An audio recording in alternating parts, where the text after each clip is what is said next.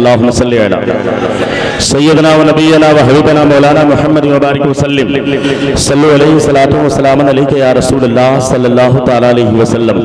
हम लोग बैठ करके जिस जिक्र को कर रहे हैं, याद रखें अहले बैत अतहार का तस्करा, इनका मामला तो ये है कि जब तक नमाज में भी इनके ऊपर दरूद पाक पढ़ा ना जाए हमारी नमाज भी मुकम्मल नहीं होती, हमारी नमाज भी मुकम्मल नहीं होती। बल्कि एक रिवायत मैंने पढ़ी, अल्लाह के रसूल सल्लल्लाहु तआला अलैहि वसल्लम ने इरशाद फरमाया, ऐ मेरे सहाबा तुम लोग पूरा दरूद पाक पढ़ा करो। सहाबा इकराम ने अर्ज किया, या रसूल अल्लाह ये पूरा दरूद पाक किस तरीके से पढ़ा जाए? अल्लाह के रसूल ने फरमाया कि पूरा दरूद पाक ये है कि तुम इस तरह पढ़ो, अल्लाहुम्मा सल्लि अला मुहम्मद, ये अधूरा दरूद पाक है, लेकिन अल्लाहुम्मा सल्लि अला मुहम्मद व अला आले मुहम्मद ये पूरा दरूद पाक। पता क्या चला कि अगर पूरा दरूद पाक पढ़ना है तो अहले बैत अतहार को उसमें शामिल करना पड़ेगा। हज़रात गिरामी में अहले बैत अतहार की मोहब्बत में यहाँ पर बैठे हुए हैं, और याद रखना जिसके दिल में मेरे सरकार की मोहब्बत होगी, जिसके दिल में अहले बैत अतहार की मोहब्बत होगी, वो दुनिया में भी कामयाब होगा और इंशाअल्लाह ताला आखिरत में भी कामयाब होगा। लेकिन एक जुमला सुनते चले, मुझे बात याद आती है अल्लामा इकबाल की, डॉक्टर इकबाल की बात याद आती है। डॉक्टर इकबाल का इंतकाल हो गया, कुछ लोगों ने ख्वाब में देखा, कहा डॉक्टर इकबाल जरा बताइए तो सही, आपके इंतकाल के बाद अल्लाह ने आपके साथ सलूक क्या किया? आपका तो इंतकाल हो गया, लेकिन इंतकाल के बाद अल्लाह ने आपके साथ मामला क्या किया? मैं तवज्जो चाहता हूँ एक जुमला सरकार की शान में, उसके बाद अहले बैत अतहार की शान को आप सुनेंगे, इंशाअल्लाह ताला आपका ईमान ताज़ा हो जाएगा। हज़रात गिरामी अल्लाह के रसूल सल्लल्लाहु अलैहि वसल्लम की शान को समाप्त करें और उनकी मोहब्बत को अपने सीने में जागुज़ी करें। डॉक्टर इकबाल से लोगों ने सवाल किया, डॉक्टर इकबाल जरा बताइए तो सही, आपके इंतकाल के बाद अल्लाह ने आपके साथ सलूक क्या किया? डॉक्टर इकबाल जवाब क्या देते हैं? डॉक्टर इकबाल कहते हैं, सुनो सुनो, जब मेरा इंतकाल हुआ, इंतकाल के बाद मैं तो गुनहगार इंसान था, मैंने कुछ नातें लिखी थी, मैंने कुछ मनकबतें लिखी थी, मैंने कुछ अशार लिखे थे। एक कुल्लियात इकबाल किताब है जो बाकायदा मदरसे के अंदर लाइब्रेरी में जीनत के तौर पर रखी जाती है। डॉक्टर इकबाल ने कहा, मैं तो गुनहगार सियाकार बदकार इंसान था, लेकिन अल्लाह रब्बुल इज्जत का ऐसा करम हुआ कि अल्लाह ने मेरे नात के अशार में से एक शेर को पसंद फरमा लिया, और ऐसा पसंद फरमाया कि उसी शेर की बुनियाद पर अल्लाह ने मेरे गुनाहों को माफ फरमा दिया, अल्लाह ने मेरी बख्शिश फरमा दी, अल्लाह ने मेरे बिगड़े हुए नसीबे को सवार दिया, अल्लाह ने मेरी बिगड़ी हुई तकदीर को सवार दिया। लोगों ने सवाल किया, डॉक्टर इकबाल सर आप बताइए तो सही, आखिर वो शेर कौन सा है, आखिर वो मिसरा कौन सा है जिसकी बुनियाद पर आपका बिगड़ा हुआ नसीबा सवर गया, जिसकी बुनियाद पर अल्लाह ने आपको बिगड़ी हुई तकदीर को सवार दिया, जिसकी बुनियाद पर अल्लाह ने आपके गुनाहों को माफ फरमा दिया, जिसकी बुनियाद पर अल्लाह ने आपकी मग़फ़िरत फरमा दी, आखिर वो शेर कौन सा है? डॉक्टर इकबाल पुकार उठे, ए पूछने वालों सुनो सुनो, जिस शेर की बुनियाद पर अल्लाह ने मेरे गुनाहों को माफ फरमा दिया, जिस शेर की बुनियाद पर अल्लाह ने मेरे बिगड़े हुए नसीबे को सवार दिया, जिस शेर की बुनियाद पर अल्लाह ने मेरे गुनाहों को माफ फरमा दिया, जिस शेर की बुनियाद पर अल्लाह ने मेरी मग़फ़िरत फरमा दी, वो शेर ये है कि मोहम्मद से वफा तूने तो हम तेरे हैं, ये जहां चीज है क्या लोहो कि मोहम्मद से वफा तूने तो हम तेरे हैं, ये जहां चीज है क्या लौहो कलम तेरे हैं। पता क्या चला, सरकार की मोहब्बत है तो सारी चीजें काम में आने वाली है, और सरकार की मोहब्बत नहीं है तो कोई चीज काम में आने वाली नहीं है। हज़रात गिरामी याद रखना, आप पहले बैठे अतहार की मोहब्बत में यहाँ पर बैठे हुए हैं, और याद रखना ये मोहब्बत बहुत फायदा देने वाली चीज है, और इसके फायदे का आप अंदाजा लगाएं। अगर किसी का इंतकाल घर में हो जाए, मिसाल के तौर पर कोई अपने बेड पर इंतकाल कर जाए, कोई अपने घर के अंदर इंतकाल कर जाए, तो लोग कहेंगे फला का इंतकाल हो गया है, फला का विसाल हो गया है, फला की वफात हो गई है। कोई रास्ते में हादसे में इंतकाल कर जाए, लोग कहेंगे फला की वफात हो गई है। कोई रास्ते में इंतकाल करे, लोग कहेंगे फला का इंतकाल हुआ है। कोई छत से गिर करके नीचे मर जाए, लोग कहेंगे फला का इंतकाल हुआ है। कोई अपने बिस्तर पर मर जाए, लोग कहेंगे फला का इंतकाल हुआ है। लेकिन हज़रात गिरामी याद रखना, बिस्किट के सुन्नी मुसलमानों और हुसैनी गुलामों, जिसके सीने में अहले बैत अतहार की मोहब्बत मौजूद है, जिसके सीने में अहले बैत अतहार की अकीदत मौजूद है, इसका फायदा ये है अगर वो बिस्तर पर भी इंतकाल करे या रास्ते में इंतकाल करे, लेकिन अहले बैत अतहार की मोहब्बत का फायदा ये है कि वो इंतकाल करके नॉर्मल दुनिया से जाएगा, लेकिन अगर उसके सीने में अहले बैत अतहार की मोहब्बत मौजूद है तो अल्लाह उसे शहीद का दर्जा अता फरमा देगा, अल्लाह उसे शहीद का सवाब। पता ये चला कि अहले बैत अतहार की मोहब्बत बंदे को शहादत के दर्जे तक लेकर के जाती है। अल्लाह उसे शहीद का दर्जा अता फरमा देता है, अल्लाह उसे शहीद का सवाब अता फरमा देता है। इसलिए हज़रात गिरामी ये तो हम पर फर्ज कर दी गई है और इस मोहब्बत को करना हमारे लिए वाजिब है, हमारे लिए जिम्मेदारी है, हमारे ऊपर ये अनिवार्य है, हमारे लिए नेसेसरी है, हमारे लिए कंपल्सरी है कि हम अहले बैत अतहार की मोहब्बत को अपने सीने में पैदा करें और आने वाले नस्लों को बताएं कि ताना ताना मेरे हुसैन का है, कुल ज़माना मेरे हुसैन का है। और ये मत सोचना कि सिर्फ हुसैन सिर्फ तुम्हारे हैं, ये मत सोचना कि हुसैन सिर्फ हमारे हैं। अरे यार, इमाम हुसैन की शान तो इतनी निराली है। तुमने वाक़या सुना होगा कि इमाम आली मकाम के सर मुबारक की ताज़ीम करने वाला रोम की सरज़मीन पर गिरजाघर का पादरी जो कि ईसाई था, लेकिन आप उस ईसाई ने जब इमाम आली मकाम के सर मुबारक की ताज़ीम किया तो उस ताज़ीम की बरकत से अल्लाह ने उसे ईमान की दौलत अता फरमा दी। पता ये चला कि अगर एक काफिर भी ताज़ीम करे तो अल्लाह का करम अगर इसके ऊपर हो जाए तो अल्लाह उसे ईमान की दौलत अता फरमा देता है। पता ये चला कि हुसैन की शान बड़ी निराली है।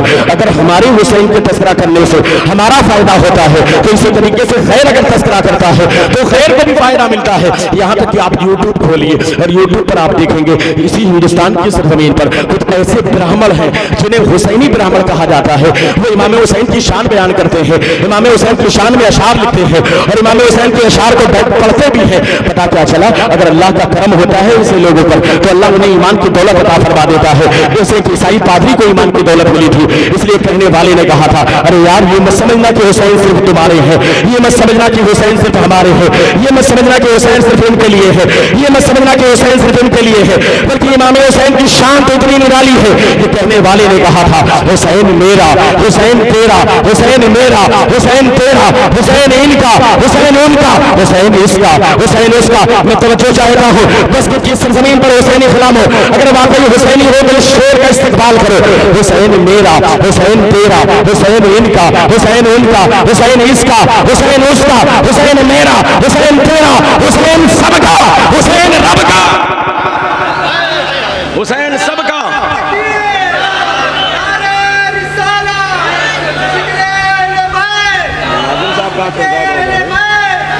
नाज़िम साहब का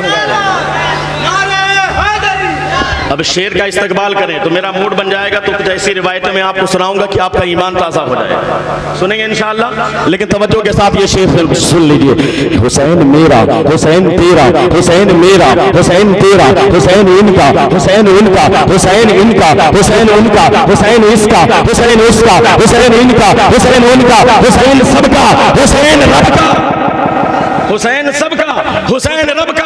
वो सूफियों का, कलंदरों का, वो सूफियों का, कलंदरों का, नमाजियों का, वो हाजियों का, वो सूफियों का, कलंदरों का, नमाजियों का, वो हाजियों का, वो आबिदों का, वो साहिदों का, मुहद्दिसों का, मुफस्सिरों का, मुहद्दिसों का, मुफस्सिरों का, वो आलिमों का, वो कारियों का, वो हाफिजों का, वो आलिमों का, मुहद्दिसों का, मुफक्किरों का, मुहद्दिसों का, मुफस्सिरों का, मुहद्दिसों का, मुफस्सिरों का, वो रज़वियों का, वो नूरियों का, हबीबियों का, वो नूरियों का, वो रज़वियों का, वो चिश्तियों का। हुसैन करना शहीद होता तो आज घर घर यजीद होता, नबी की सुन्नत अयान होती, खुदा के घर में अज़ान होता।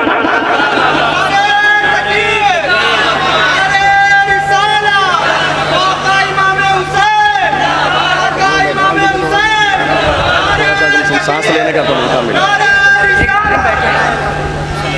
हुसैन मेरा, हुसैन तेरा, हुसैन इनका, हुसैन उनका, हुसैन सबका, हुसैन रब का। और मेरे हुसैन की शान तो इतनी निराली है, कसम खुदा की पूरी कायनात में जितनी मस्जिदें हैं ना, आप देखें आपके इलाके में भी मस्जिद है, मस्जिद के अंदर एक मिंबर लगा हुआ जिस पर हमारे इमाम साहब खड़े होते हैं जुमा के दिन और खड़े होकर के खुतबा बयान करते हैं।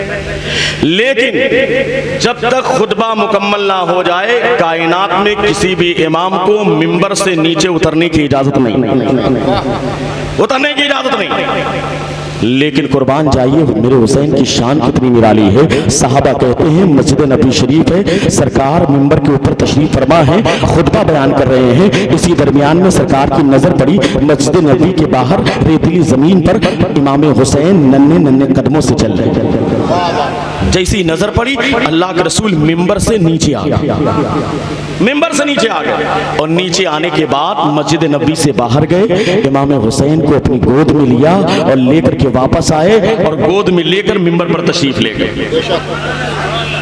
किसी के लिए इजाजत नहीं, लेकिन मेरे सरकार हुसैन के लिए नीचे आया।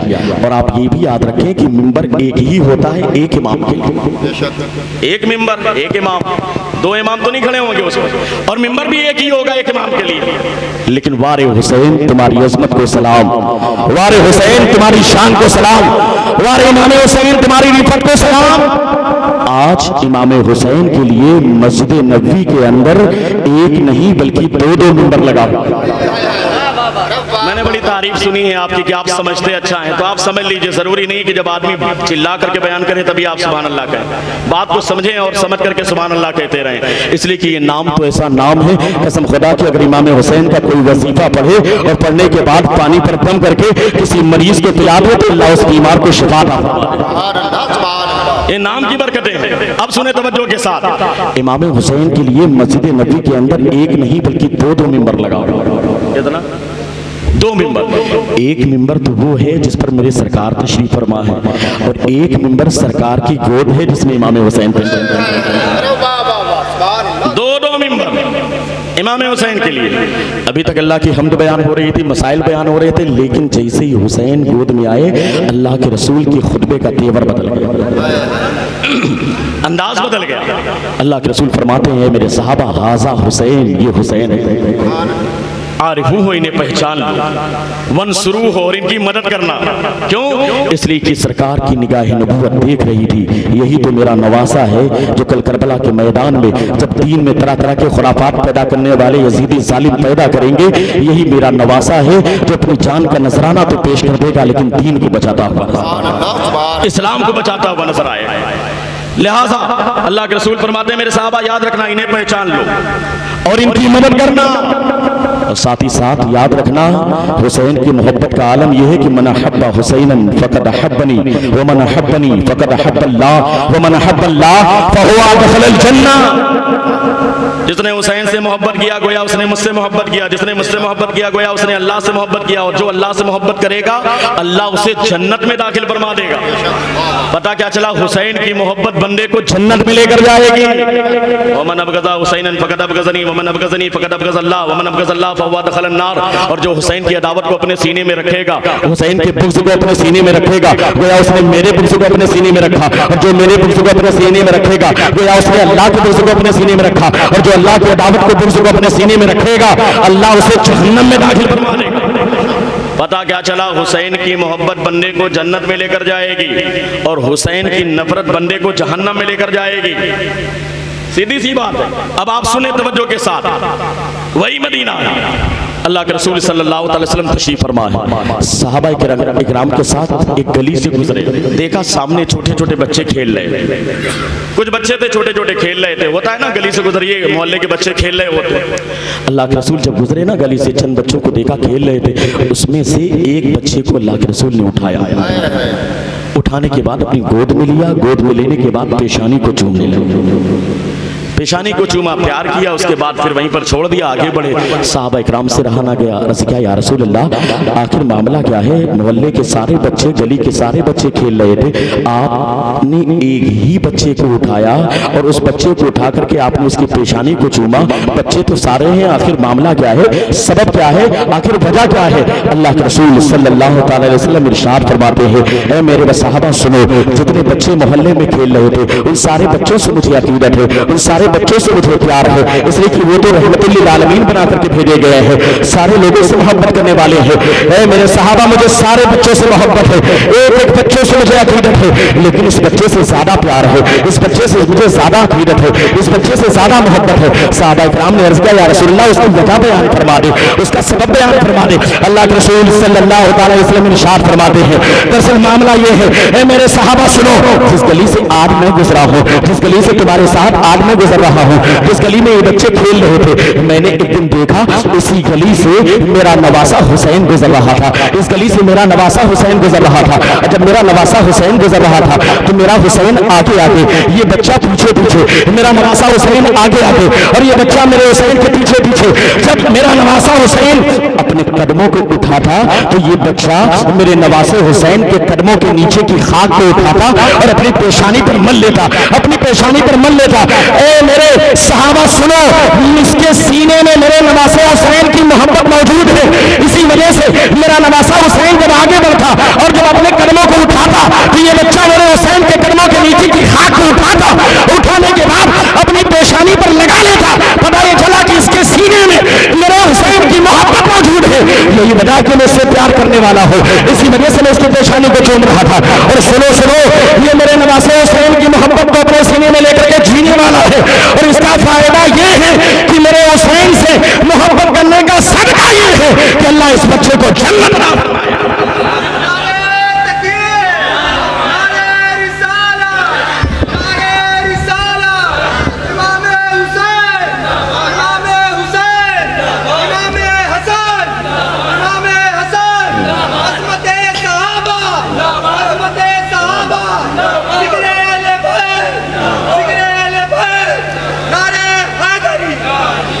अल्लाह इस बच्चे को जन्नत अता फरमाएगा। लेकिन सिर्फ मामला ये नहीं कि जन्नत मिलेगी, किस बुनियाद पर मिलेगी। जानते हैं अल्लाह के रसूल ने क्या फरमाया? कहा मेरे सहाबा सुनो, इस बच्चे को मेरे हुसैन की मोहब्बत इसके माँ बाप ने सिखाई। हम लोग लेके आते हैं ना महफिल में अपने बच्चों को, क्यों? ताकि हमारे बच्चों को ये बचपन से पता चल जाए कि इमाम हुसैन से मोहब्बत करना है, अहले बैठे अठार से मोहब्बत करना है, सहाबा कराम से मोहब्बत करना है।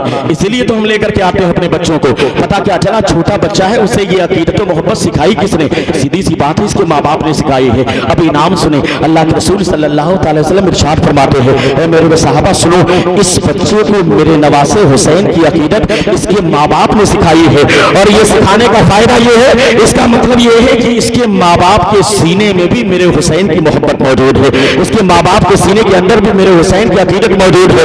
लिहाजा सहाबा गवाह हो जाओ, अल्लाह मेरे हुसैन से मोहब्बत के सदके में इस बच्चे को जन्नत अता फरमाएगा, साथ ही साथ इसके माँ बाप को भी जन्नत अता फरमाएगा, इसके माँ बाप को भी अल्लाह जन्नत अता फरमाएगा। क्यों? इसलिए कि इसके सीने में मोहब्बत मौजूद है, लेकिन ये मोहब्बत इसके माँ बाप ने पैदा की है। हज़रात इकराम तवज्जो के साथ सुनना, बड़ी शान निराली है मेरे हुसैन की। आप सुने, इमाम अबू नुईम अस्फ़हानी लिखते हैं बाकायदा इमाम हसन और हुसैन के नाम के ताल्लुक से, मा सम्मतिल अरब बिहिमा फिल जाहिलिया लिअन्नहुमा इस्माने मिन अस्माइल जन्ना।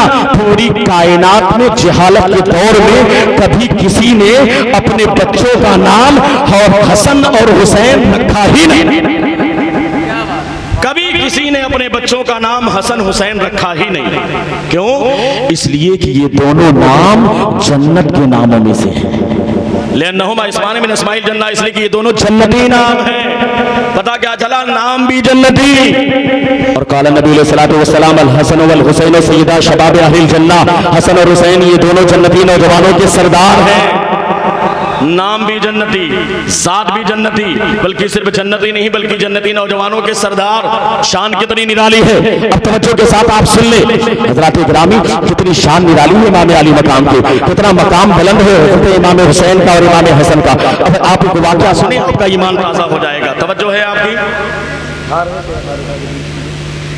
हज़रात गिरामी, आपने हार देखा होगा, हार जैसे मिसाल के तौर पर ये हार है, बिल्कुल लोकल लेकर के आए थे आप, है कि नहीं? ऐसा लगता है जैसे फ्री में मिल गया। कोई बात नहीं होता, ये हार है, देखिए ठीक है, 5-10 रुपए का तो होगा ही। ये गुलाब का हार। इसी तरीके से एक हार होता है गेंदे का, पीला पीला होता है, देखा होगा आपने। मैं जो वाकया बताने जा रहा हूँ पूरे हिंदुस्तान में मुझसे लोग फरमाइश करते हैं उस वाकये, आप सुनेंगे इंशाअल्लाह ताला ईमान ताज़ा हो जाएगा। तवज्जो है, जरा हाथ को उठा के दे या हुसैन। अब तवज्जो के साथ हार सुने आप, गुलाब का हार ये है। इसी तरीके से चमेली का भी होता है, गेंदे का आर्टिफिशियल होता है, कागज का, प्लास्टिक का मॉडर्न दौर है। हमारे यहाँ तो शादी ब्याह में, प्रतापगढ़ में हमारे यहाँ जो हमारा एरिया है वहाँ पर शादी ब्याह में औरतें नारियल का और ताल मखाने का भी बनाती हैं। ठीक है, वो भी बना सकते हैं, लेकिन उसे बाद में खा लिया जाए, इस्तेमाल में लाए। और एक हार और होता है नोटों का हार, 10, 20, 50 की नोट बाकायदा पिरो करके बनाते हैं। मुफ्ती साहब से पूछिएगा मसला क्या है कि नोटों का हार पहनाना जायज नहीं। नोटों का हार पहनाना, भाई मसला सुन लीजिए, एक मसला सीख लेना ये पूरी रात इबादत से भी ज्यादा बेहतर होता है।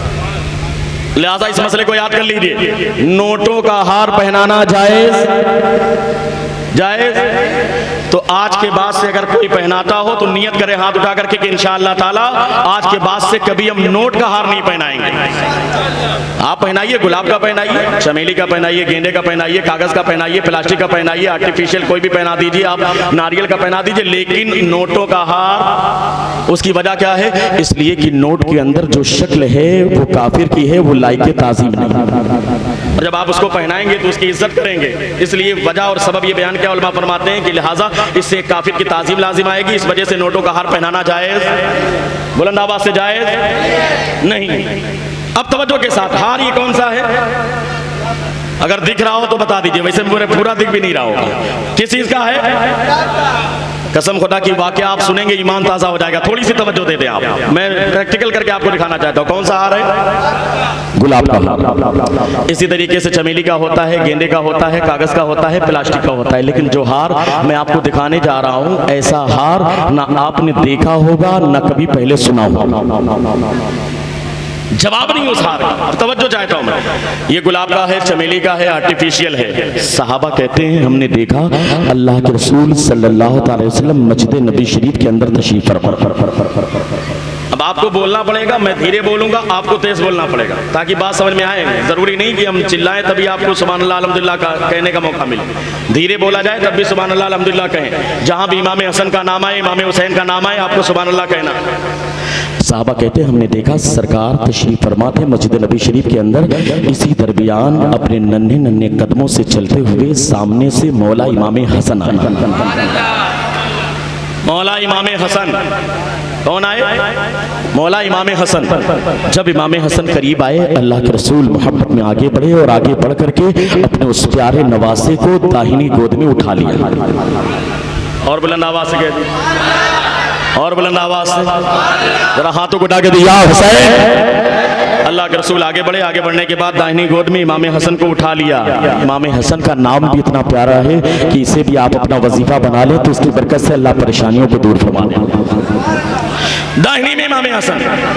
साहबा कहते हैं हम देख रहे थे कितना अच्छा मंजर था कि एक हसीन व जमील बच्चा है जो बाकायदा अपने नाना जान की गोद में है। अल्लाह के रसूल तशरीफ फरमा है। हम इस मंजर को मुलाहिजा कर रहे थे।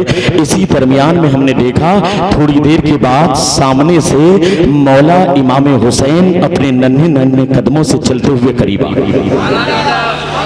इमाम हसन गोद में है, सामने से नन्हे नन्हे कदमों से चलते हुए मौला इमाम हुसैन आए।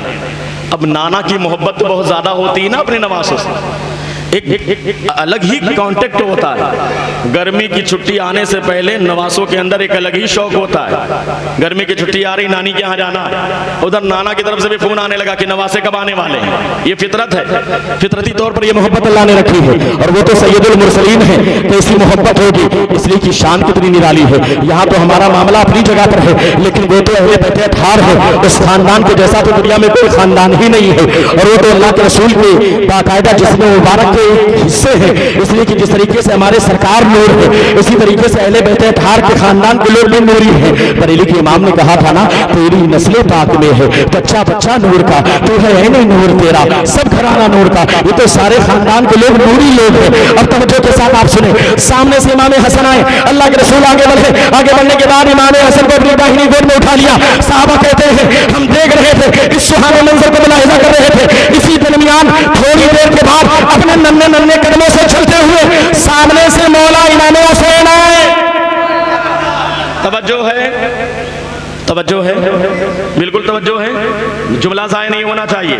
जो हार में दिखाने जा रहा हूँ ईमान ताज़ा हो जाएगा। अल्लाह के रसूल नवासे की मोहब्बत में इमाम हसन को गोद में लिए हुए थे। मोहब्बत में आगे बढ़े और आगे बढ़ने के बाद इमाम हुसैन को अपनी बाईं गोद में उठा लिया। बाईं गोद में उठा लिया। अब तवज्जो के साथ हार देख लीजिए। आप ऊपर से मिला होता है, ऐसे अगर पहनाया जाए तो ऊपर से ज्वाइंट होता है, नीचे आकर के यहाँ से मिला होता है, फिर नीचे लटक रहा होता है, इसी को हार बोलते हैं। यही हार होता है ना। साहबा कहते हैं हमने देखा दाहिने में इमाम हसन थे, बाईं में इमाम हुसैन थे। हमने देखा अल्लाह के रसूल सल्लल्लाहु अलैहि वसल्लम ने अपने दोनों हाथ को नीचे से मिला दिया। होता है ना, दो बच्चे होते हैं तो उनको लेने के लिए नीचे मजबूती के लिए हाथ को मिलाना पड़ता है। अगर आपने कभी प्रैक्टिस ना की हो, आपके घर में दो बच्चे हो तो आप प्रैक्टिस कर लीजिएगा, अगर ना हो घर में तो उधार ले लीजिएगा, पड़ोसी से प्रैक्टिस कर लीजिएगा। दुआ करें कि मौला इमाम हसन और इमाम हुसैन के सदके में जिसकी औलाद ना हो, अल्लाह उसे नेक और साले औलाद अता। दुआ करें, ये महफिल कबूलियत की महफिल है, जहाँ पर तस्करा होता है ले बैठे अठार का, वहाँ पर अल्लाह दुआओं को कबूल फरमाता है। जो अच्छी नियत करेंगे अल्लाह उसे कबूल फरमाएगा, अल्लाह आपकी दुआओं को कबूल फरमाएगा। अब तवज्जो के साथ, दाहिने में इमाम हसन, बाईं में इमाम हुसैन, दाहिने में इमाम हसन, बाईं में इमाम हुसैन।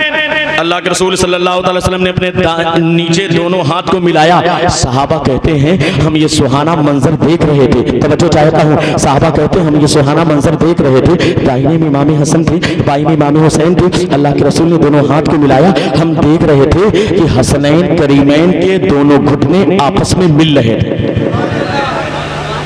दोनों घुटने आपस में मिल रहे थे। जब दो बच्चे गोद में होंगे तो दोनों घुटने आपस में टकराएंगे। साहबा कहते हैं दाहिने में इमाम हसन, बाईं में इमाम हुसैन, दोनों बच्चों के घुटने आपस में मिल रहे थे और दोनों हसनैन करीमैन के कदमे मुबारक घुटने ऊपर मिल रहे थे, कदमे मुबारक नीचे लटक रहे थे।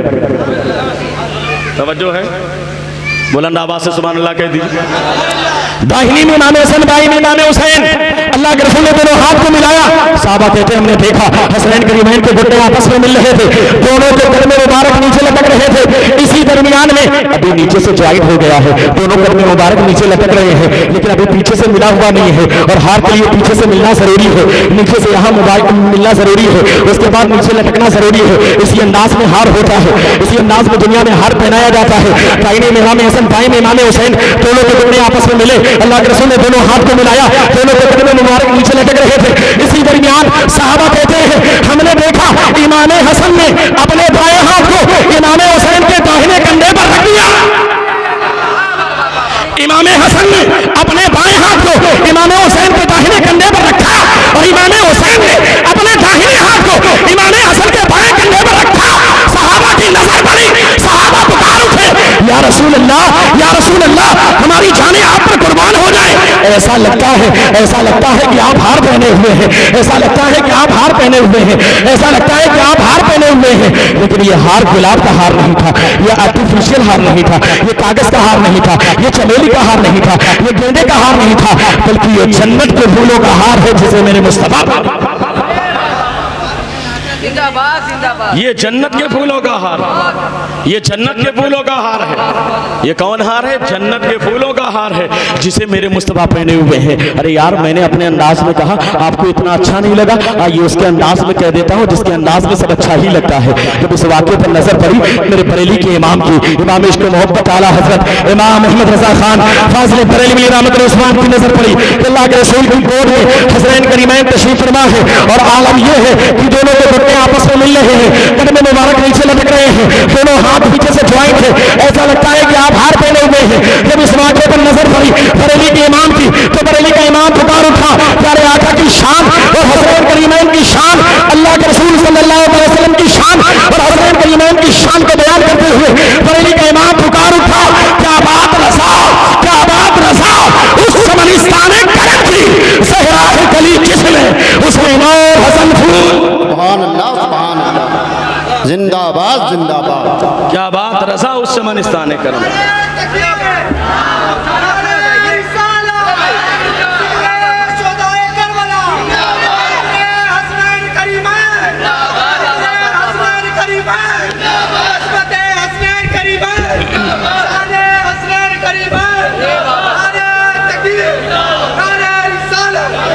क्या बात रज़ा उस समनिस्तान करम की, सहरा है कली जिसमें हुसैन और हसन फूल, शान बड़ी निराली है, कसम खुदा की शान बड़ी आला है। इसलिए कि आज जो हार पहना है अल्लाह के रसूल ने, ये तो जन्नत के फूलों का हार है जिसे मेरे मुस्तफा पहने हुए हैं। और याद रखें ये फूल तो ऐसे फूल थे कि अल्लाह के रसूल सल्लल्लाहु अलैहि वसल्लम कभी इमाम हसन को चूमा करते थे, कभी इमाम हुसैन को चूमा करते थे। और रिवायतों में आता है कि कभी कभी अल्लाह के रसूल इमाम हसन को सूंघा करते थे, इमाम हुसैन को सूंघा करते थे। सहाबा किराम ने अर्ज़ किया, या या रसूल अल्लाह, बच्चे तो हमारे भी हैं, नवासे तो हमारे भी हैं, पोते तो हमारे भी हैं। हम अपने बच्चों को चुनते हैं, हम अपने नवासों को चुनते हैं, लेकिन सुनते नहीं हैं। लेकिन आप अपने नवासों को चुनते भी हैं, साथ ही साथ सुनते भी हैं। आखिर मामला क्या है? अल्लाह के रसूल सल्लल्लाहु अलैहि वसल्लम ने इरशाद फरमाया, ऐ मेरे सहाबा याद रखना, ये मेरे हसन और हुसैन नवासे, इनका आलम ये है कि ये दोनों जन्नत के बागों के दो फूल का नाम है। ये जन्नत के बाग के दो फूल हैं। और सीधी सी बात है, फूल को चूमा भी जाता है, फूल की तकरीम भी की जाती है, और फूल को सूंघा भी जाता है। इसलिए मेरे मुस्तफा प्यारे आका की शान ये है कि आप हसनैन करीमैन को सूंघा करते थे। हज़रात गिरामी शान बड़ी निराली है। मस्जिद नबी शरीफ के अंदर इमाम हसन भी आ जाया करते थे, इमाम हुसैन भी आ जाया करते थे। कभी गोद के अंदर है, कभी मिंबर पर साथ में तशरीफ फरमा है। कभी आलम ये है कि प्यारे आका सजदे में है और इमाम अली मकाम पुष्प मुबारक पर तशरीफ फरमा है, मौजूद है वहां पर। और हज़रात गिरामी तारीख शाहिद है कि इमाम अली मकाम जब पुष्प के ऊपर मौजूद है तो अल्लाह के रसूल सल्लल्लाहु अलैहि वसल्लम ने सजदे को लंबा कर दिया। ज़माना देख रहा था, ज़माना पुकार रहा था कि अगर अल्लाह के रसूल सल्लल्लाहु अलैहि वसल्लम ने सर को सजदे से उठा दिया तो इमाम अली मकाम जमीन पर आ जाएंगे, हुसैन जमीन पर आ जाएंगे। और जब हुसैन जमीन पर आएंगे तो हुसैन को बज़ाहिर तकलीफ पहुंच जाएगी, हुसैन के जिस्म को चोट लग जाएगी, हुसैन को बज़ाहिर तकलीफ पहुंच सकती है। हज़रात गिरामी ये ज़माने वाले समझ रहे थे, लेकिन अल्लाह के रसूल की निगाह नबूवत देख रही थी। अल्लाह के रसूल सल्लल्लाहु अलैहि वसल्लम की निगाह नबूवत मुलाहिजा फरमा रही थी। यार मेरा नवासा हुसैन मेरी पुष्ट के ऊपर मौजूद है, अगर मैंने सर को सजदे से उठा दिया तो बज़ाहिर हुसैन जमीन पर आएगा, लेकिन हकीकत में हुसैन नहीं बल्कि दीन जमीन पर आ जाएगा, बल्कि हकीकत में इस्लाम जमीन पर आ जाएगा। इसलिए कि यही मेरा नवासा हुसैन तो है। तब जो यजीदी जालिम आगे बढ़ करके कुरान में तहरीफ का इरादा करेगा, मुहर्रम से निकाह का इरादा करेगा, और न जाने कैसे कैसे खुराफात पैदा करेगा, शराब के और झूठ देखने को आबाद करेगा। यही मेरा नवासा हुसैन है जो करबला के मैदान में जा करके अपनी जान का नजराना तो पेश करेगा, लेकिन इस्लाम के अहकाम की पैरवी करते हुए, पाबंदी करते हुए उसके अहकाम को बचाता हुआ नजर आएगा। इसलिए अल्लाह के रसूल ने सर को सजदे से नहीं उठाया। हज़रात गिरामी शान बड़ी निराली है अल्लाह के रसूल नवासे हुसैन की। लेकिन जरा सोचो तो सही, एक वक्त आता है, तारीख शाहिद है, तारीख के औरात में बात मौजूद है, मदीना शरीफ की सरजमीन पर, उस सरजमीन जहां पर अल्लाह के रसूल मक्का की सरजमीन से हिजरत करके मदीना तैयबा में तशरीफ लाए थे। लेकिन जब यजीद तख्त पर बैठा और बैठने के बाद उसने लेटर लिखा वलीद के पास और कहा कि तुम जल्दी से बैत लो इब्ने उमर से, अब्दुल्ला इब्ने जुबैर से और इमाम हुसैन से। अगर इन तीन लोगों से तुमने बैत ले लिया तो बड़ी आसानी के साथ हम काबू पा लेंगे, लेकिन अगर तीन लोगों से बैत लेने में तुम कामयाब ना हुए तो मामला बिगड़ता हुआ नजर आएगा। अगर इन लोगों ने हमारे खिलाफ हल में जिहाद और हल में बगावत को बदल कर दिया तो हमारी हुकूमत जाती हुई नजर आएगी, हमारी हुकूमत तबाह बर्बाद होती हुई नजर आएगी। इब्ने उमर तो मस्जिद के अंदर रहते हैं। अब्दुल्ला इब्ने जुबैर का मामला ये है कि मौका देखेंगे इसके बाद मुकाबला करेंगे, लेकिन इमाम हुसैन की शान बड़ी आला है, वो मौके का इंतजार नहीं करेंगे। इसलिए वलीद के ऊपर बाकायदा जोर डाला गया। वो वलीद ने बाकायदा आपके पास एक कासिद भेजा और कासिद भेजने के बाद आपको उससे कहा गया कि आप बाकायदा आकर के यजीद के हाथ आप आकर के दरबार में हाजिरी दें। जब दरबार में हाजिरी का इरादा हुआ तो बाकायदा आपने अब्दुल्ला इब्ने जुबैर को बुलाया, आपने अब्दुल्ला इब्ने उमर को बुलाया, फिक्र सहाबा इकराम से मशवरा किया। इमाम अली मकाम सबसे मशवरा फरमाते हैं, ये शाबान का महीना है, शाबान के महीने में मशवरा हो रहा है कि आखिर वलीद ने बुलाया है दरबार में, जाया जाए कि न जाया जाए। इमाम अली मकाम ने कहा नहीं बुलाया गया है तो मुझे जाना है। अब्दुल्ला इब्ने जुबैर ने कहा मामला ये है कि लगता है यजीद तख्त पर बैठ चुका है और वो नाजायज बैत के लिए हम लोगों को मजबूर करने वाला है, इसलिए बाकायदा कासिद भेज के आपको बुलवाया गया है। इमाम अली मकाम ने कहा था वो मेरा कुछ भी बिगाड़ नहीं सकता। हज़रात गिरामी उसके बाद दरबार में गए भी आप, वहां पर दरबार सालिम ने बाकायदा इशारा भी किया, कहा भी इनके ऊपर काबू पाना आसान है, अगर ये हाथ से निकल गए तो उसके बाद इन पर कंट्रोल करना मुश्किल हो जाएगा।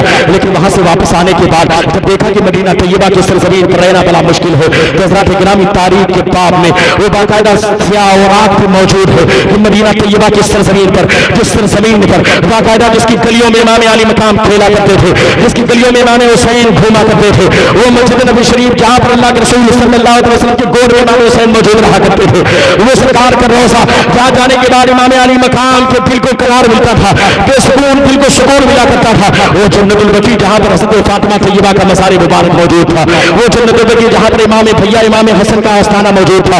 हज़रात गिरामी वो दिन आता है कि जब यहाँ पर शत्रु बढ़ने के आसार नमूदार हुए, आपने मशवरा किया कि अब मदीना से मुझे हिजरत करके मक्का चले जाना चाहिए। आपने आपस में मशवरा करने के बाद अहले बैत अतहार का वो छोटा सा काफिला बाकायदा उसकी तैयारी की, और तैयारी करने के बाद जब आखिरी रात आई कि सुबह हमें सफर करना है, रात के सन्नाटे में आप सरकार के रोज़े पर हाजिर होते हैं। जाकर के सलाम पेश किया, आंखों में अश्क है, या रसूल अल्लाह, ए नाना जान ये सरजमीन बड़ी मोहब्बत है, इस सरजमीन से, ए नाना जान इस सरजमीन से बड़ी अकीदत है। अरे यार मदीना तो मदीना है, कसम खुदा की हमारी तो निस्बत सिर्फ एक गुलामी की निस्बत है, लेकिन जब कभी मदीने में हाजिरी होती है, दुनिया के किसी आम इंसान की हाजिरी होती है और मदीना तैयबा से उसे वापस होने का वक्त करीब आता है, उसका कलेजा मुंह को आने लगता है, उसको अजीब गरीब कैफियत महसूस होती है। वो सोचता है काश मेरी रूह नफस उसी से बर्बाद कर जाए, मैं यहीं पर इंतकाल कर जाऊं, जन्नतुल बकी में मैं दफन कर दिया जाऊं। लेकिन सरकार के रोजे से जाते वक्त बड़ी अजीब गरीब कैफियत पैदा हो जाती है।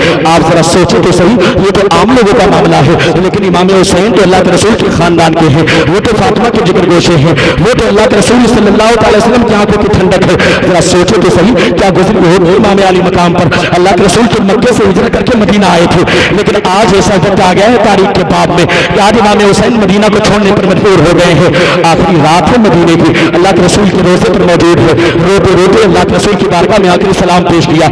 सलाम पेश करने के बाद रोते रोते आंख लग गई। इमाम अली मकाम बयान फरमाते हैं, जैसे मेरी आंख लगी, ख्वाब में मैंने देखा अल्लाह के रसूल सल्लल्लाहु अलैहि वसल्लम तशरीफ लाए, नाना जान तशरीफ लाए। तशरीफ लाने के बाद मुझे अपने सीने से लगाया, सीने से लगाने के बाद कहा बेटा परेशान ना हो, करबला के मैदान में तुम्हारी शहादत हो रही है। ये वाकया तो पहले से मशहूर है, ये तो वाकया हदीस के औरात में लिखा हुआ है, इसकी खबर तो जिब्रील अमीन ने पहले ही दे दी है, इसकी खबर तो तुम्हारी मशहूर हो चुकी है, करबला की सरजमीन पर तुम्हें जालिम शहीद कर देंगे। इमाम अली मकाम के बाकायदा अल्लाह के रसूल सल्लल्लाहु अलैहि वसल्लम ने ये बातें इरशाद फरमाई।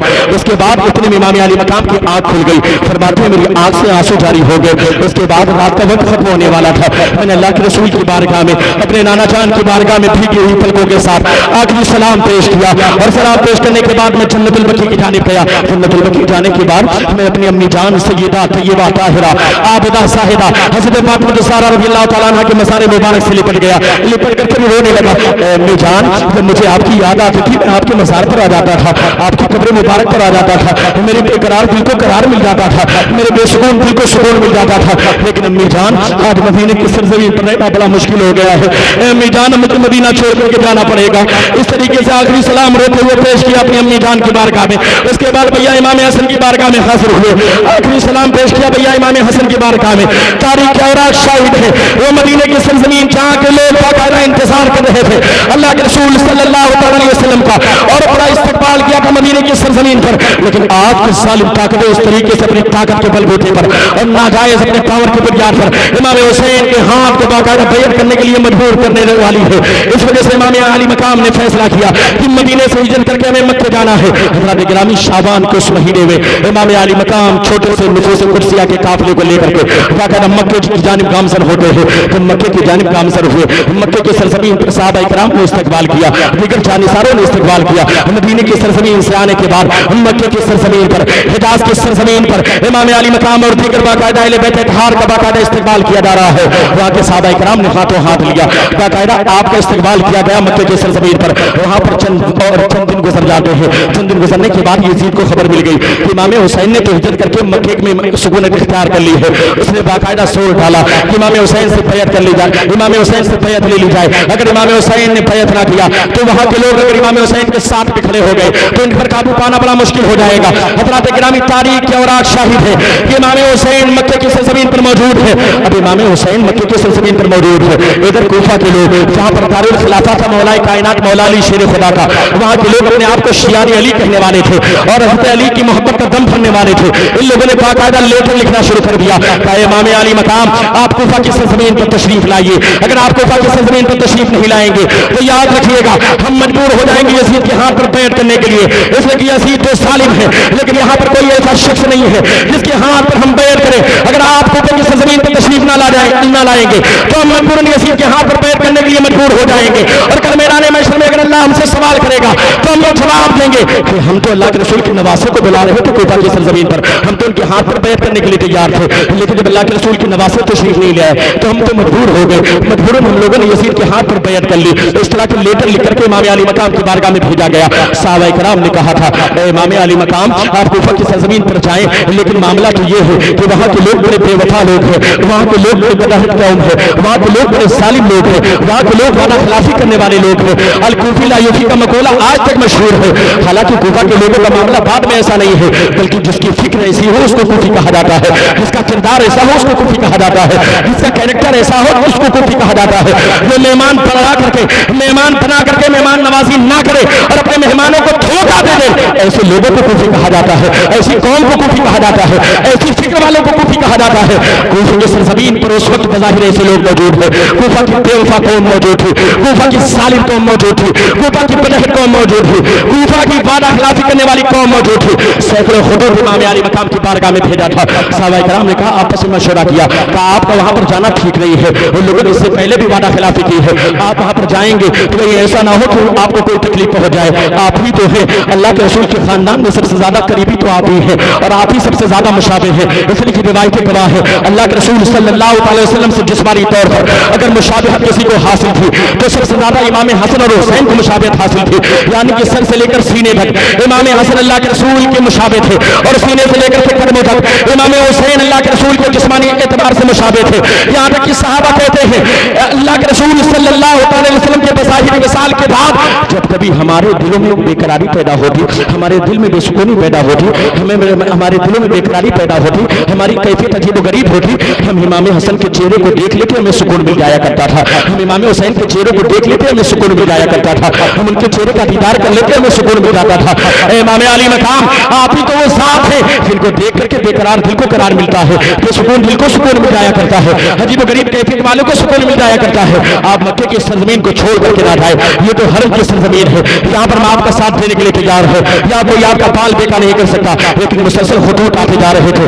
यहाँ तक कि आखिर में ये फैसला हुआ कि आपके चचाजाद भाई थे कौन, हज़रत मौलाए कायनात मौला अली शेर खुदा, मौलाए कायनात मौला अली शेर खुदा के एक भाई हज़रत अकील थे, हज़रत अकील के एक बेटे हज़रत इमाम मुस्लिम थे, इमाम मुस्लिम हज़रत इमाम अली मकाम के चचाजाद भाई थे। सब लोगों ने फैसला किया कि इमाम मुस्लिम बिन अकील को बाकायदा पहले सफीर बना करके भेजा जाए और जब वहां पर जाने के बाद कूफा के हालात को लिख करके भेजे और वहां के हालात को अगर साजगार लिख करके भेजेंगे तो फिर उसके बाद आप सफर कीजिएगा कूफे की सरजमीन का, और अगर वहां के हालात साजगार नहीं होंगे बल्कि हालात नासाजगार होंगे तो आपको कूफा जाने की जरूरत नहीं है। यहाँ पर कोई भी मामला पेश आएगा हम आपके साथ देने के लिए तैयार है। सहाबा इकराम का मजमा भी मौजूद है, दीगर जानिसारों का मजमा भी मौजूद है, दीगर अहले खानदान के लोग भी मौजूद है। तमाम लोगों ने मशवरा किया, इमाम मुस्लिम बिन अकील को बाकायदा सफीर हुसैन बनाया गया, यानी जिस तरीके से किसी मुल्क में किसी को अम्बेसडर बना करके भेजा जाता था इसी तरीके से सफीर इमाम हुसैन बना करके इमाम मुस्लिम बिन अकील को कूफा की सरजमीन पर भेजा गया। साथ में मोहम्मद इब्राहिम एक रिवायत के मुताबिक साथ में जाते हैं, 7 और 8 साल की उम्र के जो छोटे बच्चे हैं,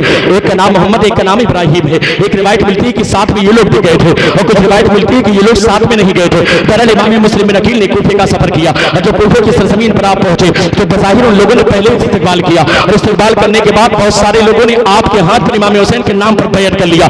एक रिवायत के मुताबिक 12,000, एक रिवायत के मुताबिक 18,000, एक रिवायत के मुताबिक तकरीबन 30,000, मोतबर रिवायत है कि 18,000 लोगों ने कूफा की सरजमीन पर इमाम अली मकाम के नाम पर इमाम मुस्लिम बिन अकील के हाथ पर बैत कर लिया। जब ये हालात देखे इमाम मुस्लिम बिन अकील ने और देखा कि सारे लोग इमाम हुसैन के नाम पर बैत करने के लिए तैयार हैं और सारे लोग एक ज़बान कह रहे हैं कि आप इमाम अली मकाम को बुलाइए कूफे की सरजमीन पर। इमाम अली मकाम कूफे की सरजमीन पर आएंगे तो उनके वालिद गिरामी का दारुल खिलाफा यहीं पर तो था, नजब अशरफ की सरजमीन तो यही सरजमीन है, यहाँ पर तो उनके वालिद गिरामी मौलाए कायनात मौला अली शेर खुदा रहा करते थे।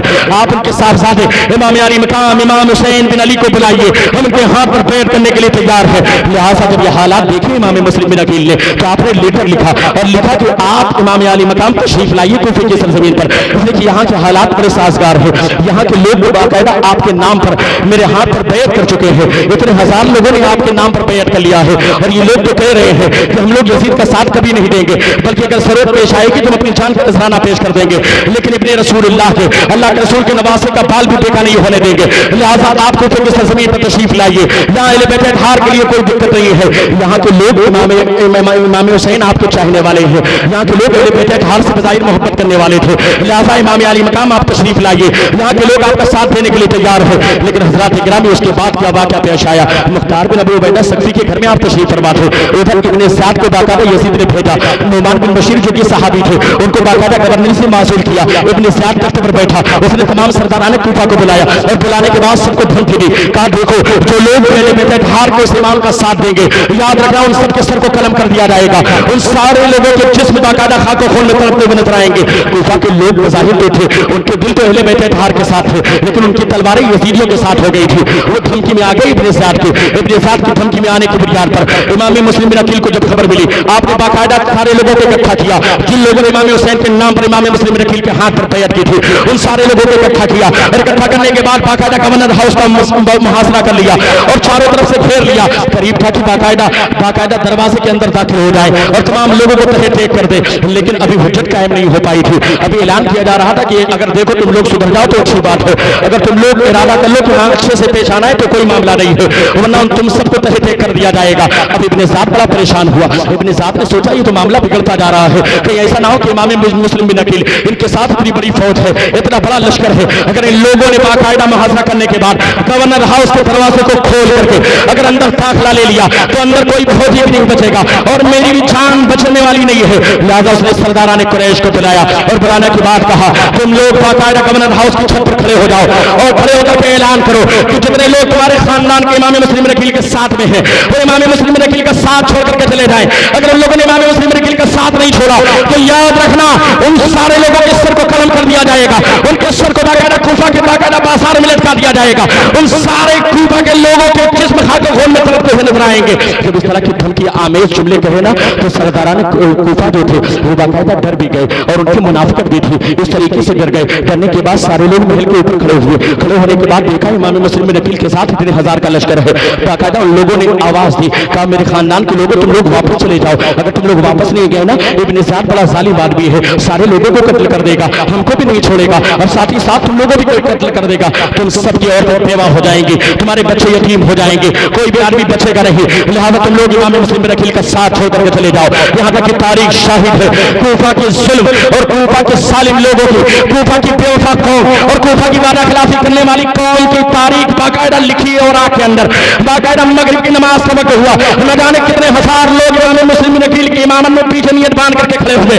लेकिन जैसे इमाम मुस्लिम बिन अकील ने जब सलाम फेरा, पीछे कोई भी कूफा का ऐसा आदमी नहीं था जो पीछे मौजूद हो, सारे लोग अपने घर की जानिब भाग गए थे। इमाम मुस्लिम बिन अकील वापस हुए और वापस हुए देखते हैं कि बाकायदा सबके दरवाजे बंद हो गए हैं। बाकायदा एक बूढ़ी औरत के घर के करीब गए और वहां पर गए तो उसने पानी भी दिया, उसके घर के अंदर गए। फिर बाकायदा इब्ने साद ने कुछ लोगों को इनाम की लालच में भेजा था और लालच में आकर के बाकायदा उसी बूढ़ी औरत का बेटा भी आया। आने के बाद चंद सिपाहियों को लेकर के आया और किसी तरीके से थोड़ी देर चल के बाद जब अमन का ऐलान किया, इमाम मुस्लिम बिन अकील ने अपनी तलवार को नियाम के अंदर रखा और रखने के बाद बाकायदा अमान का पैगाम देकर के इमाम मुस्लिम बिन अकील को लेकर के आगे बढ़े। लेकिन फिर दरमियान में बाकायदा नियाम से तलवार को निकाल लिया। वो कैसे कूफा के जालिम लोग थे, जरा सोचो तो सही, ये दुनिया के कैसे हरीश कुत्ते थे, दुनिया की चंद दौलत के चक्कर में चंद सिक्कों की खातिर बाकायदा अपने ईमान का सौदा करने के लिए तैयार हो गए। इमाम मुस्लिम बिन अकील को लेकर के बाकायदा गवर्नर हाउस के अंदर दाखिल हुए, वहां पर चंद बातें हुई। उसके बाद बाकायदा इब्ने साद ने जुल्म किया और जुल्म करने के बाद जल्लाद को हुक्म दिया। चंद वसीयतों को करने के बाद इमाम मुस्लिम बिन अकील ने बाकायदा कलमा शरीफ पढ़ा और सलात पढ़ते हुए बाकायदा शान के साथ इमाम मुस्लिम बिन अकील वहां पर मौजूद थे। इब्ने साद ने जल्लाद को हुक्म दिया इमाम मुस्लिम बिन अकील के सर को तन से जुदा कर दिया जाता है, लेकिन उससे पहले लेटर आप भेज चुके थे। 9 ज़ुल्हिज्जा का ये वाकया है, कूफे की सरजमीन पर बाकायदा इमाम मुस्लिम बिन अकील की शहादत हो गई। एक रिवायत के मुताबिक आपके बच्चों की शहादत भी वहां पर हो जाती है। हज़रत हानी बिन उर्वा ने बड़ी कोशिश की थी, लेकिन इसके बावजूद भी उनके बच्चों की भी शहादत वहीं पर हो गई। इमाम मुस्लिम बिन अकील के जिस्म को वहीं पर छोड़ा गया और उनको सर मुबारक को बाकायदा कूफा के बाजार में लटका दिया गया। इधर इमाम आली मकाम की बारगाह में पैगाम पहुंच चुका था। मक्के की सरजमीन पर जैसे लेटर खोला गया, लेटर में लिखा था इमाम आली मकाम आप कूफा की सरजमीन पर आइए, इसलिए कि यहाँ के लोग तो आपके हाथ पर बैत कर चुके हैं। इतने हजार लोगों ने आपके नाम पर मेरे हाथ पर बैत कर ली है। ये लोग अपने आप को शियाने अली कहने वाले हैं, इमाम हुसैन आपके चाहने वाले कहलाने वाले हैं, अहले बैत धार से मोहब्बत का कम करने वाले हैं। लिहाजा आप मक्के की सरजमीन को छोड़ करके कूफा की सरजमीन पर आ जाइए। लिहाजा जब हुज्जत कायम हो गई, इमाम आली मकाम ने मशवरा किया। मशवरा करने के बाद चंद जानिसारों को साथ में लिया। सहाबा इकराम का छोटा सा काफिला भी मौजूद था और उसी के साथ में नुफूस कुर्सिया का छोटा सा काफिला मौजूद था। उन तमाम लोगों को लेकर के बाकायदा हज के अयाम शुरू हो रहे हैं। शव्वाल का महीना शुरू हो चुका था, लेकिन हज़रात गिरामी जरा सोचो तो सही, हज के अय्याम में भी अल्लाह के रसूल सल्लल्लाहु अलैहि वसल्लम का वो नवासा है। ज़ुल्हिज्जा का महीना चल रहा है और ये काफिला बाकायदा मक्के की सरजमीन से बाकायदा कूफा की सरजमीन की जानिब गामजन है। रास्ते में बहुत सारे लोगों ने रोका, कहा कि देखिए कूफा के लोगों का मामला ये है कि उनके दिल तो आपके साथ में है, लेकिन उनकी तलवारें मुनाफिकत वाली है, उनकी तलवारें तो यजीद के साथ में है, लेकिन हुज्जत कायम हो चुकी थी। और ये तो अल्लाह के रसूल सल्लल्लाहु अलैहि वसल्लम ने पहले इशारा फरमा दिया था, सारी चीजें तो पहले से क्लियर हो चुकी थी। यहाँ तक कि चलते चलते मुहर्रम हराम का 2 मुहर्रम का दिन आया। करबला की सरजमीन के करीब जब पहुंचे और सरजमीन की खाक को उठा करके जैसे आपने सूखा, आपने बाकायदा इरशाद फरमाया ये तो मकाम करबो फला है। इसी के बारे में तो अल्लाह के रसूल सल्लल्लाहु अलैहि वसल्लम मेरे नाना जान ने बशरत दी थी। इसी के बारे में तो बाकायदा आपने फरमाया था कि मकाम करबला में बाकायदा कलमा पढ़ने वाले लोग नवासे हुसैन तुम्हें शहीद करेंगे। मुहर्रम के औकात में, मुहर्रम के अय्याम में इमाम अली मकाम करबला शरीफ के सरजमीन पर मौजूद है। हज़रात गिरामी तवज्जो के साथ सुनना, मेरे आखिरी जुमले हैं, आपके सीने तक पहुंच जाए और इमाम अली मकाम की मोहब्बत आपके सीनों में जागुज़ी हो जाए। तवज्जो के साथ मेरे जुमले आपके सीने तक पहुंचने चाहिए। इमाम अली मकाम मुहर्रम के महीने में बाकायदा करबला शरीफ की सरजमीन पर मौजूद है। यहाँ तक चलते चलते 7 मुहर्रम का दिन आया। उसके बाद उन जालिमों ने क्या काम किया है यार, जरा सोचे तो सही। क्या मेहमान नवाजी ऐसी की जाती है? अरे यार, तुम किसी को मेहमान बुलाते हो, मेहमान बना करके बुलाते हो तो उसके लिए पानी का भी इंतजाम करते हो, उसके लिए खाने का भी इंतजाम करते हो। लेकिन वारे कूफा की जालिम कौम, वारे कूफा की बेवफा कौम, वारे कूफा की बदहल कौम, वारे कूफा की बदहल कौम, मेहमान नवाजी के नाम पर इमाम अली मकाम को बुलाने वाली बेवफा कौम, जालिम कौम, जरा सोचे तो सही। आज दरियाए फरात के ऊपर बाकायदा पाबंदी लगाई जाती है और पहरा लगाने के बाद ऐलान कर दिया जाता है कि यजीदी कैंप के लोग तो बाकायदा दरियाए फरात से पानी पिएंगे, लेकिन हुसैनी कैंप में एक कतरा पानी का नहीं जाना चाहिए। हज़रात गिरामी जरा सोचे तो सही, कैसा जुल्म है ये, तारीख के औरात कैसा जुल्म है। अरे यार, पानी के लिए आज भी पाबंदी नहीं लगाई जाती। अगर कहीं पर कोई हैंडपंप गड़वा दे तो कहीं पर ये नहीं लिखा जाएगा कि इस हैंडपंप से इंसान के लिए पानी पीने की इजाजत नहीं है। नहीं, इंसान तो छोड़ो, जानवर के लिए भी पानी पीने की इजाजत होती है। वो दरियाए फरात जहाँ से यजीदी खेमे के लिए पानी पीने की इजाजत है, वो दरियाए फरात जहाँ पर फौज के लोग पानी पीने के लिए उनके लिए इजाजत मौजूद है, वो दरियाए फरात जहाँ पर जानवरों को पानी पीने की इजाजत मौजूद है। लेकिन वारे कूफा के सालिम लोगों, तुम लोगों ने दरियाए फरात के ऊपर पाबंदी लगाई है। अरे यार, ये इम्तिहान का मामला है और ये मकाम इम्तिहान है करबला की सरजमीन पर, वरना पानी की कोई औकात नहीं है, पानी की कोई हैसियत नहीं है। इसलिए कि अल्लाह के रसूल सल्लल्लाहु अलैहि वसल्लम के नवासे की आल में आपके गुलामों के गुलाम का आलम यह है जिसने इसी करामत अजमेर की सरजमीन पर दिखाई है कि अपने एक मुरीद को, अपने खादिम को एक कासा लेकर के भेजा है और इशारा किया तो पूरे का पूरा सागर कासे में समझ आया है। अरे ये हाल है खिदमतगारों का, सरकार का।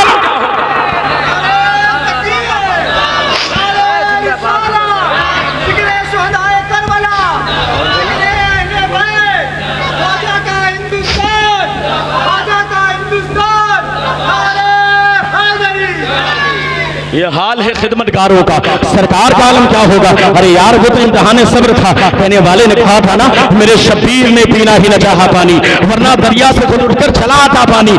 मर्तबा उनका न पहचान सके सिमरो यजीद, वरना खुद भरते ये शब्बीर के घर का पानी, वरना खुद भरते ये शब्बीर के घर का पानी। ये तो शान निराली है इमाम अली मकाम की। और हज़रात गिरामी याद रखिएगा, कसम खुदा की तारीख शाहिद है, पानी पर पाबंदी लगी ना। हज़रात गिरामी हज़रत अब्बास ने पानी के लिए बाकायदा मशकीसे को पानी से भरा और हज़रात गिरामी ये भी जानते हैं कि आपके बाजू कट गए, लेकिन कसम खुदा की जो पैकर इंसाफ बन करके हज़रत अब्बास अंबरदार ने करबला के मैदान से जो वफा का पैगाम दिया है, कसम खुदा की तारीख में उसकी मिसाल नहीं मिलती। 8 मुहर्रम हराम को बाकायदा उसी सरजमीन पर हज़रत अब्बास के बाजू कटे, लेकिन हज़रात गिरामी तवज्जो के साथ सुनना, अब्बास नामदार है, जख्मों से चूर चूर उस पैकर वफा को हमारा सलाम हो। जिस तरीके से वफा का पैगाम दिया है और जिस तरीके से वफा का पैकर बन करके हज़रत अब्बास अंबरदार ने पैगाम दिया है, ऐसी वफा की मिसाल तारीख में जल्दी नजर नहीं आती। हज़रात गिरामी, लेकिन जरा तवज्जो के साथ एक जुमला सुनिएगा। हज़रत इमाम अली असगर की प्यास को देखा लोगों ने, घर की औरतों ने भी कहा था ना, ताकि देखिए बहुत ज्यादा प्यासे हैं और लेकर के गए। उसके बाद आपकी शहादत भी हुई, लेकिन पूरी करबला की तारीख में एक जुमला मैं बोलना चाहता हूँ और वो जुमला आपके सीने तक पहुंचाना चाहता हूँ। पूरे करबला के मैदान में खेमे के अंदर तारीख शाहिद है कि अली असगर की छोटी सी जान है, लेकिन इमाम अली असगर कभी बाकायदा इमाम अली मकाम की गोद में है, कभी सैयदा ज़ैनब की गोद में है, कभी किसी दूसरे की गोद में है, कभी दूसरी औरतों की गोद में है, कभी शहरबानों की गोद में है, कभी बाकायदा आबिद बीमार की गोद में है, कभी इमाम अली अकबर की गोद में है, कभी इमाम कासिम की गोद में है, कभी आपके लिए बाकायदा एक झूला बना दिया गया है। खेमे के अंदर एक बाकायदा ओढ़नी का दुपट्टे का एक झूला बना दिया गया है और उस झूले में लिटा दिया जाता है इमाम अली असगर को। लेकिन जमीन पर तारीख शाहिद है, करबला के मैदान में इमाम अली असगर को जमीन पर लिटाया नहीं गया। आखिर मामला क्या है? कभी आप सैयदा ज़ैनब की आगोश में है, कभी इमाम अली अकबर की गोद में है, कभी इमाम अली मकाम की गोद में है, कभी इमाम कासिम की गोद में है, कभी हज़रत शहरबानों की गोद में है, लेकिन इमाम अली असगर को जमीन पर लिटाया नहीं गया। आखिर मामला क्या है? आखिर वजह क्या है? लिसान बोल उठा, अकल ये फैसला करने लगी। दरअसल मामला ये है, आज इमाम अली असगर के हुलकूम प्यास की वजह से सूख रहे हैं और इमाम अली असगर प्यासे हैं। आज उनको बाकायदा गोद में रखा गया है, कभी बाकायदा ओढ़नी का झूलना और पालना बना करके उसके अंदर झूलने के लिए बाकायदा डाल दिया गया है, लेकिन उनको जमीन पर लिटाया नहीं गया। आखिर मामला क्या है?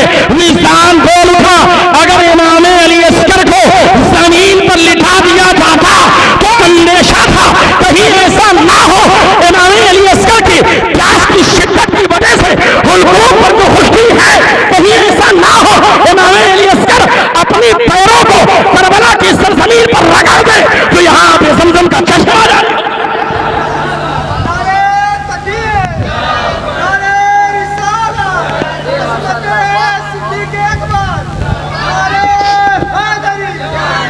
इसलिए कि अली असगर कौन है?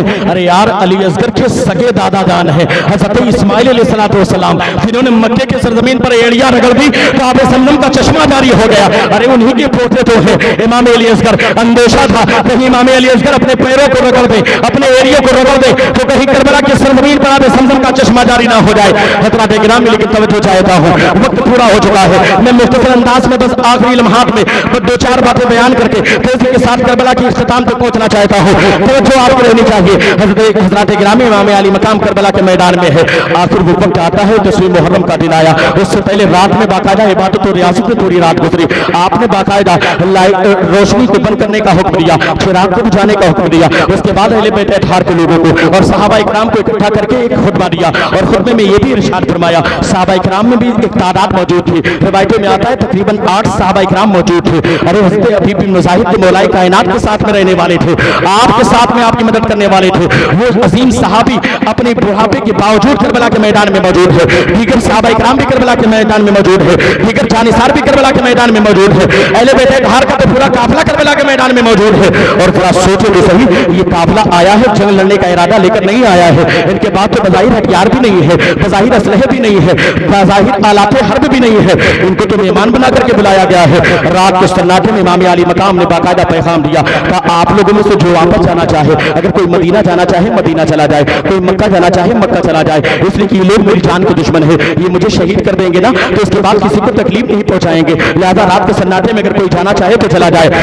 लेकिन सबने बेज़बान कहा था, ये कूफा के सालिम और बेवफा कौम नहीं थी, ये अहले बैत अतहार के लोग थे, ये अहले बैत अतहार से सच्ची अकीदत रखने वाले लोग थे, अहले बैत अतहार के नाम पर अपनी जान को कुर्बान करने वाले लोग थे, ये सच्चे आशिक रसूल थे, ये सच्चे आशिकाने अहले बैत अतहार थे। इन लोगों ने बेज़बान कहा था, इमाम अली मकाम अगर आपकी शहादत हो जाए तो आपके शहीद होने के बाद हमारी जिंदगी किस काम की है, हमारा जीना किस काम का है, उसके बाद तो हमारे जीने का कोई फायदा ही नहीं है। लिहाजा सारे लोग रुक गए। सुबह का वक्त हुआ, उसके बाद जंग वक्त करीब आ जाता है। हज़रत गिरामी और यजीद जो कि बाकायदा मुखालिफिन के खेमे में था, लेकिन अल्लाह ने उसे हिदायत अता की, इमाम अली मकाम के खेमे में आया और ऐसा कर्म हुआ कि बाकायदा इमाम अली मकाम के खेमे में आकर के जहन्नम से निकल करके जन्नती खेमे में आकर के बाकायदा यजीदों से लड़ते लड़ते शहीद हुए और जामे शहादत नोश फरमाया। आज भी बाकायदा इराक की सरजमीन पर आपका आस्थान मुबारक मौजूद है। अल्हम्दुलिल्लाह मैंने हाजिरी भी दी है, इमाम अली मकाम की बारगाह में करबला शरीफ में हाजिरी दी है और अल्लाह के रसूल के करम से,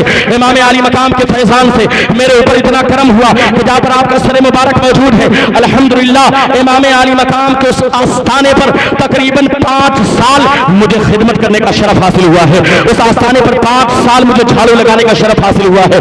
अल्हम्दुलिल्लाह अल्लाह का बेपनाह करम और उसका एहसान है। अब तवज्जो के साथ ये जुमले सुनना, इमाम अली मकाम की बारगाह तो बारगाह है जहाँ पर जाने के बाद जो आप दिल में नियत कर लें, अगर नियत जायज है तो अल्लाह अपने महबूब के सदके में उसे पूरी फरमा देता है। इसलिए कि दाना दाना मेरे हुसैन का है, कुल जमाना मेरे हुसैन का है। अब तवज्जो के साथ आखिरी जुमला सुने, मुहर्रम का 10वीं मुहर्रम का दिन आता है और जंग के लिए बाकायदा के बाद दिगरे लोग करबला के मैदान में जाते हैं। हज़रत गिरामी जानिसार शहीद हो रहे हैं, सहाबा इकराम शहीद होते हैं, यहाँ तक की बारी आ गई अहले बैत अतहार के। इमाम कासिम भी तैयार हो गए, हालांकि रोका था, कहा था कि मेरे भतीजे जाओ मत, तुम तो मेरे भैया की यादगार हो। लेकिन इमाम कासिम ने कहा नहीं नहीं, मेरे वालिद गिरामी ने मुझे नसीहत और वसीयत किया था, कोई मुश्किल मामला पेश आए तो अपनी जान का नजराना पेश कर देना, लिहाजा मैं भी जाने के लिए तैयार हूँ। इमाम कासिम भी करबला के मैदान में गए और न जाने कितने यजीदियों को वासिले जहन्नम किया, बड़े बड़े पहलवानों को वासिले जहन्नम किया।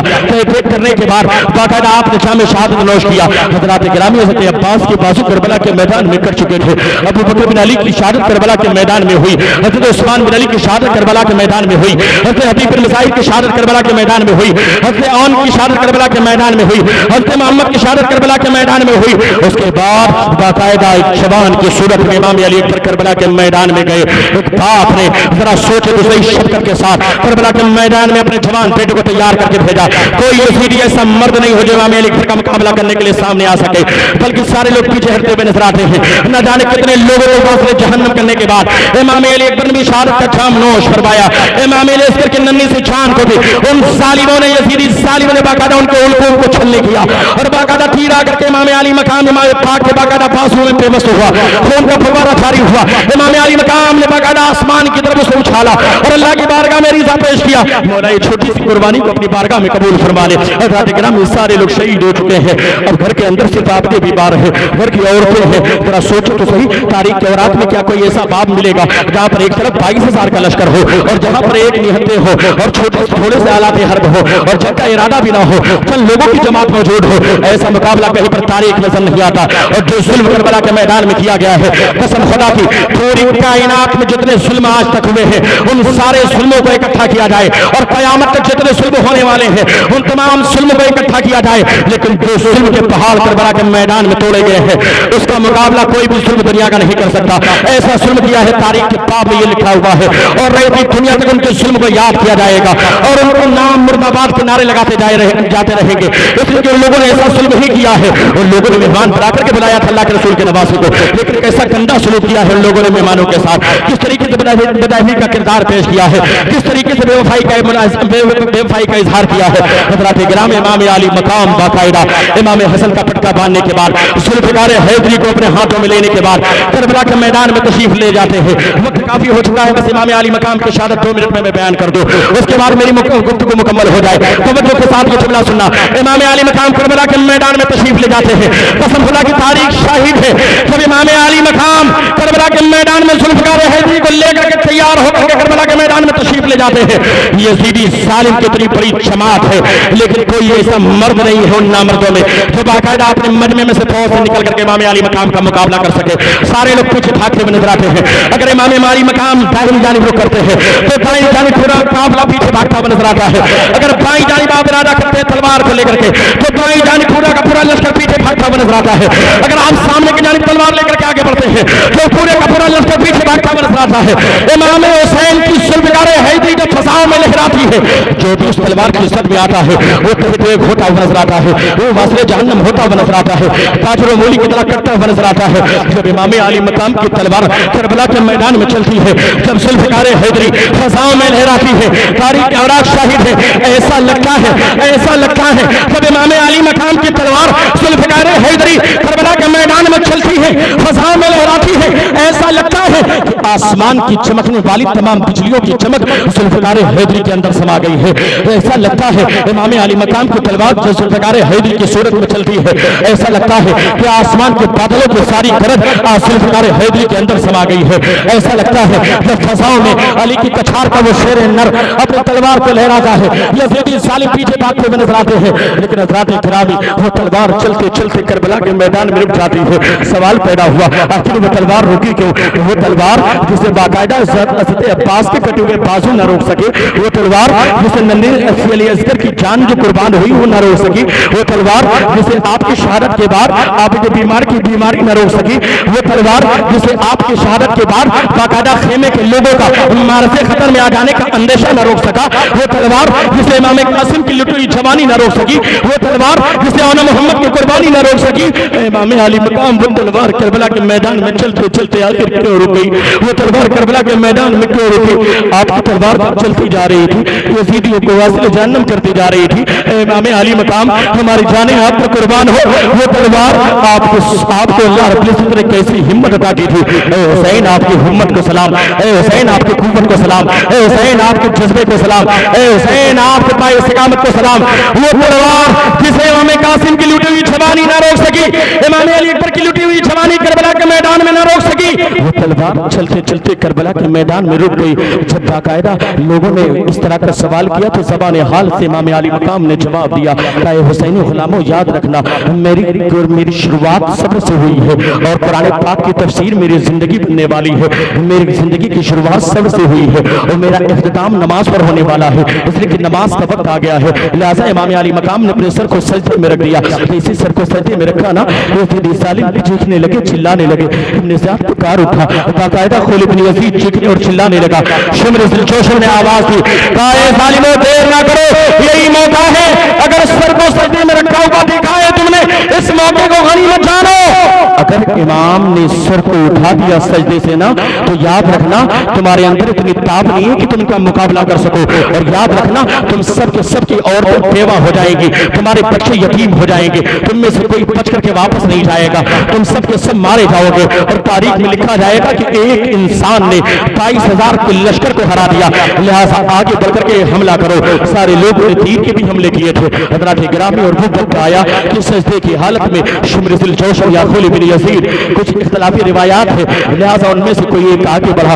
आगे बढ़ने के बाद सजदे की हालत में इमाम अली मकाम के सर को तन से जुदा कर दिया।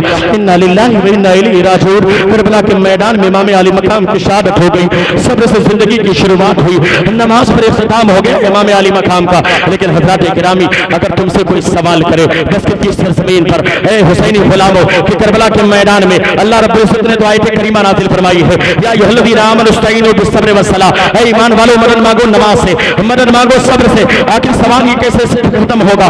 और ये शक पैदा हो रहा है, आखिर करबला के मैदान में नमाज तो दोनों जानी पड़ी जा रही थी। हुसैनी कैंप में भी आसान हो रही थी, यजीदी कैंप में भी आसान हो रही थी। इधर भी नमाज हो रही थी, उधर भी नमाज हो रही थी। इधर फातिमा का लाल नमाज पढ़ रहा था, उधर यजीदी तलाल नमाज पढ़ रहा था, इधर शिम्र के ढेर ये नमाज पढ़ रहे थे, उधर अली के लाल ने नमाज पढ़ रहे थे। नमाज इधर भी है, नमाज उधर भी है, रुकू इधर भी है, रुकू इधर भी है, सजदा इधर भी है, सजदा उधर भी है, आसान इधर भी है, आसान उधर भी है। फैसला कैसे हो? इसलिए कि अल्लाह ने तो कुरान पाक में आयत करीमा नाज़िल फरमाई दूसरे पारे में दूसरे सदे पर, ईमान वालों मदद मांगो सब्र से, मदद मांगो नमाज से।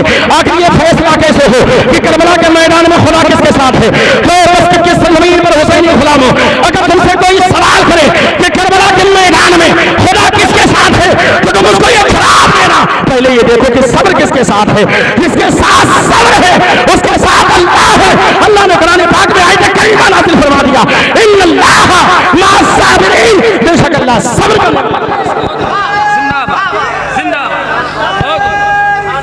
सलामत रहे।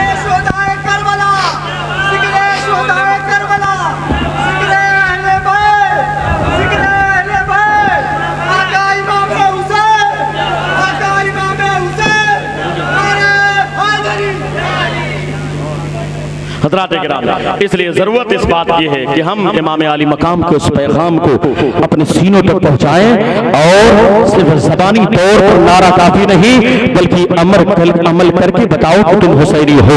निज़ाम हक को बचा करके बताओ कि तुम हुसैनी हो। हुसैनी कैरेक्टर को अपना करके बताओ कि तुम हुसैनी है। इमाम हुसैन के फरमान पर अमल करके बताओ कि हम हुसैनी है, ताकि आपको नारा ना लगाना पड़े। हज़रात गिरामी, इमाम हुसैन की ज़िंदगी की शुरुआत सबसे हुई, नमाज पर इख्तिताम हुआ। अरे यार, नमाज का वक्त करीब हो, अल्लाह के घर से आवाज आए, उस आवाज पर लब्बैक कहो और लब्बैक कह करके अल्लाह के घर को अपने सजदों से आबाद करो। और आबाद करने के बाद ये ऐलान करो कि हम हुसैनी हैं, इमाम हुसैन के चाहने वाले हैं। तुम्हें कहना ना पड़े, तुम्हारा कैरेक्टर गवाही दे कि तुम हुसैनी हो, तुम्हारा किरदार गवाही दे कि तुम हुसैनी हो। खुराफात से दूर रह करके तमाम जायज काम को करते हुए नमाज की पाबंदी के साथ और अखलाक के किरदार होना चाहिए। अगर कोई छोटा है उस पर शफकत करके बताओ कि तुम हुसैनी हो, कोई बड़ा है ना उसका अदब करके बताओ कि तुम हुसैनी हो, आलिम है ना तो आलिम का अदब करके बताओ कि तुम हुसैनी हो, माँ बाप जिंदा है तो उनका अदब करके बताओ कि तुम हुसैनी हो, उनकी खिदमत करके बताओ कि तुम हुसैनी हो। अगर कोई मजलूम है तो उसकी मदद करके बताओ कि तुम हुसैनी हो, कोई भूखा है तो उसको खाना खिला करके बताओ कि तुम हुसैनी हो, कोई प्यासा है तो उसे पानी पिला करके बताओ कि तुम हुसैनी हो। और याद रखो करबला के मैदान में यही पैगाम इमाम अली मकाम ने दिया था कि याद रखना सिर्फ इमाम हुसैन की बात नहीं है, ए हुसैनी गुलामों, मेरे नाना जान की उम्मतियों, याद रखना मुझ जैसा इस जैसे के हाथ पर बैत कैसे कर सकता है? अरे ये तो फासिक फाजिर है, ये तो बाकायदा इस्लाम के अहकाम में तब्दीली करने का इरादा करता है, ये तो इस्लाम के कवानीन के साथ मजाक करने वाला है। लिहाजा मुझ जैसा इस जैसे के हाथ पर कैसे बैत कर सकता है? लिहाजा आज भी ये पैगाम करबला के मैदान से करबला के सजवीन पुकार पुकार कर कहती है, ए मस्जिद के सुन्नी मुसलमानों, हुसैनी गुलामों, अगर तुम मस्जिद के अंदर कहीं पर खाना या कहीं पर कोई इमाम का साबका पड़े तो तुम देखना कि वो इमाम अकीदे के एतबार से अहले सुन्नत वल जमात वाला है कि नहीं है, मसलक आला हज़रत वाला है कि नहीं है, उसके सीने में हुसैन का प्यार है कि नहीं है, उसके सीने में अहले बैत अतहार की मोहब्बत है कि नहीं है।